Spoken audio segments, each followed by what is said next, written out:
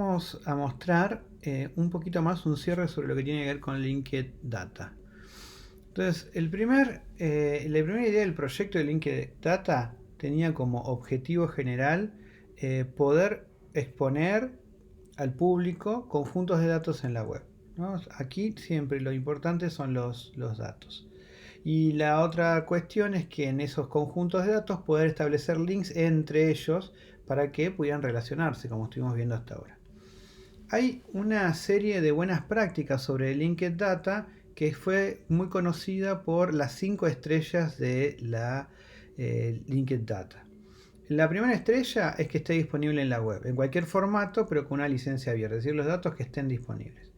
Uno gana otra estrella o 2 estrellas si están disponibles en una estructura de datos que sea legible por computadoras. Por ejemplo, Excel, en lugar de tener una imagen, ¿no? Algo que sea un poquito más comprensible.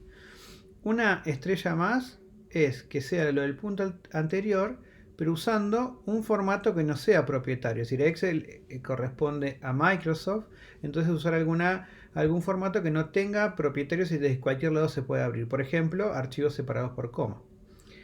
Las 4 estrellas se logran con todo lo anterior y además teniendo estándares abiertos, como puede ser RDF y compañía, ¿no? Para que no solo uno pueda consumir y con un programa leer rápidamente los datos, sino que también se puedan identificar estos datos. Ese es un punto muy importante, ¿no? Y las 5 es todo lo anterior y además que pueda linkear tus datos con otros datos de otras personas para poder dar contextos, para poder hacer el linkeo, justamente relaciones entre diferentes datasets y así poder aumentar la información, ¿no? Esto podemos llegarlo a partir de tener buenas URIs y poner información entre ellos. Vamos a ver algún ejemplo, ¿no? Que es el Data Source de DBpedia. DBpedia en principio es un esfuerzo colaborativo. ¿Qué es lo que hace? Saca información de Wikipedia, ¿no? Pero no cualquier información, sino la que está estructurada, y lo que permite es que la pone en un formato estructurado, comprensibles por computadoras, y que las pone en un lugar para poder hacerles consultas, ¿no? Ese punto de consulta se llama endpoint. Algo que es muy bueno como práctica es poder linkear los datasets de DBpedia con otros datasets de la web. Entonces vamos a ver un ejemplito rápidamente sobre cómo extrae datos desde Wikipedia. Entonces, lo que tiene principalmente es que analiza los infobox, ¿no?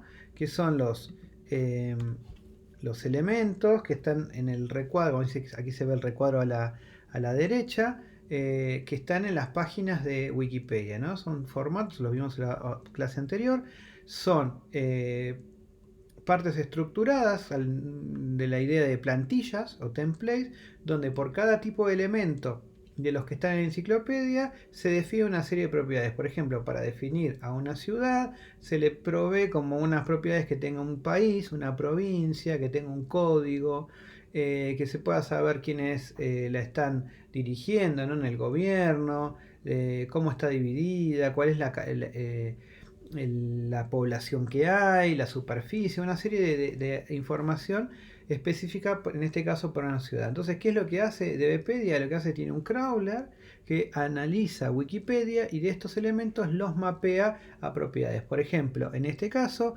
la página de Amsterdam se mapea como un elemento de DBpedia identificado por Amsterdam, donde tiene una propiedad de DBpedia, se llama nombre oficial, official name, que está relacionada con el texto, con el literal Amsterdam y así una serie de cosas. Ustedes van viendo, hay una relación entre uno y otro.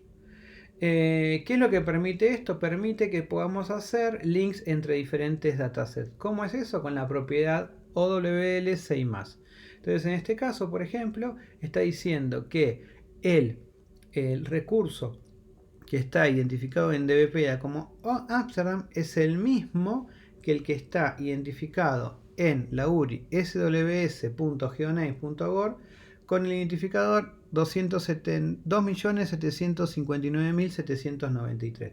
Si vamos a esa URI, vemos que también hay una serie de definiciones sobre DBpedia y también dice que es el mismo que es el de Wikipedia. Esta relación no siempre tiene que ser recíproca, pero en algunos casos se da para poder decir que son los mismos en ambos sentidos.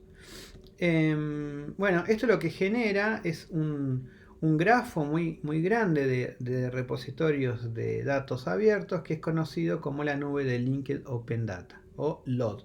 ¿No? Y aquí vamos a ver cómo fue creciendo. Al principio, digamos, tenía una serie de repositorios muy conocidos, de repositorios de datos conocidos, y que la mayoría lo que hacía era para poder representar los elementos del mundo real que estaban en DBpedia, referenciaban a DBpedia. Fíjense que DBpedia está en el centro y que muchos de los otros conjuntos de datos tienen referencias a DBpedia. Vamos a ir viendo cómo creció LOD a medida que pasó el tiempo. Esto es marzo de 2008. En septiembre de 2008 ya había más elementos y más referencias a DBpedia. En 2009 muchos más.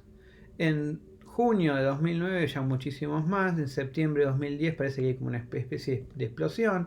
En septiembre de 2011 ya hay muchos más. Y en los gráficos empiezan a poder dividir de acuerdo a los dominios. Entonces ahí están los que están relacionados a media, los de información geográfica, los relacionados a publicaciones, los que son cross-domain, ¿no? Que mezclan dominios, los que tienen que ver sobre ciencias de la vida. Bueno, van viendo que cada vez es más grande y DBpedia sigue siendo el centro, ¿no?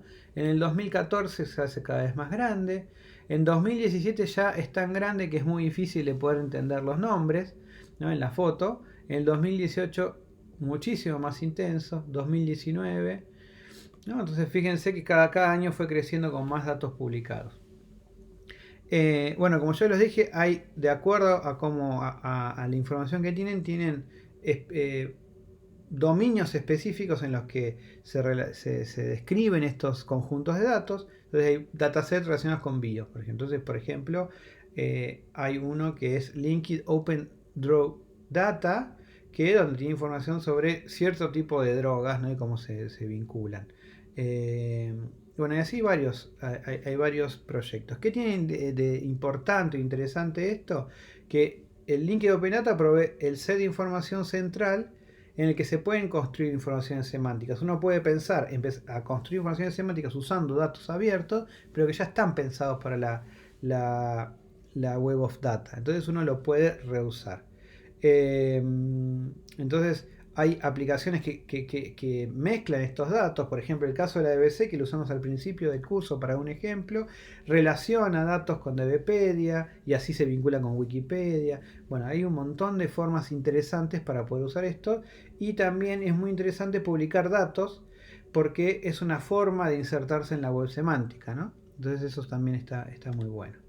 Si publican datos, algunas cosas interesantes. Primero, publicar los datos y después dedicarse a que las interfaces, digamos, las que consumen datos, se vean bonitas, sexy, si se saca el término que sacamos del inglés. Los datos en crudo pueden resultar útiles por sí mismos y otros pueden usarlo. Entonces, en principio, compartirlo ya está bueno.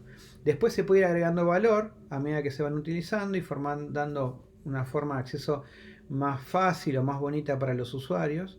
Pero en principio poner el dato, o sea, no esperar a tener toda la infraestructura para compartir el dato, primero compartirlo. Dentro de lo posible, publicar los datos en RDF, ¿no? Entonces eso hace que sea mucho más rico. Y también linkear con otros datos, porque solamente poniendo datos aislados hace que se pierda en qué lugar están. Entonces, diciendo que son iguales a otros lugares, empiezan a engancharse en este mundo del Linked Open Data. Bueno, en general los datos de Linked Data se usan como lectura, ¿no? Y no como escritura. Esto tiene una idea central, es que nadie pueda, digamos, alterar y a veces por ahí destruir sin querer o queriendo lo que está en un repositorio, ¿no? Entonces, en principio uno lo que hace es conectarse con otros y la actualización o la creación queda en el marco del dueño, digamos, de quien publique esa información.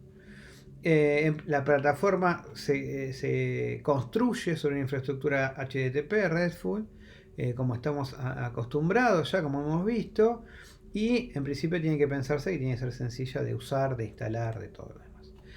Lo que tiene interesante el Linked Open Data y al publicar en RDF es que se pueden hacer consultas en un lenguaje de consultas, y eso va a ser nuestra próxima clase.